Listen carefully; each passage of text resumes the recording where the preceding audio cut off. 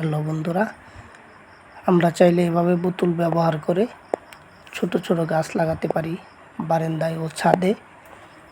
দেখেন, মরিচ গাছ লাগাইছে এটাতে। এই যে শসা গাছ লাগানো হয়েছে। বোতলগুলোকে সাইজ করে সুন্দরভাবে কেটে এই তাতাল দিয়ে কাটা হয়েছে। এভাবে চাইলে আমরা ছোট ছোট বোতল ব্যবহার করে অনেকগুলো গাছ লাগাতে পারি। দেখেন বোতলগুলো কত সুন্দর করে সাইজ করে কাটছে। দেখেন গাছগুলো কত সুন্দর সুন্দর হয়েছে। মরিচ গাছ, পানি দিছে আবার নিচ দিয়ে পড়তেছে। তো দেখেন কত সুন্দর বেগুন গাছ হয়েছে। এখানে আবার টমেটো আছে, তারপরে ধনিয়া পাতা, মরিচ, টমেটো, তারপরে তরমুজ, করলা। এটা একটা চায়না ফল, খুব রসালো একটা ফল। এটাও কিন্তু বোতলে গাছ লাগানো হয়েছে।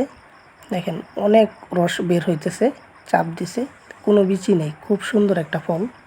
এটা আবার একটা কালো কুচকুচে সুন্দর একটা আনারস। দেখেন কত সুন্দর হয়েছে আনারসটা।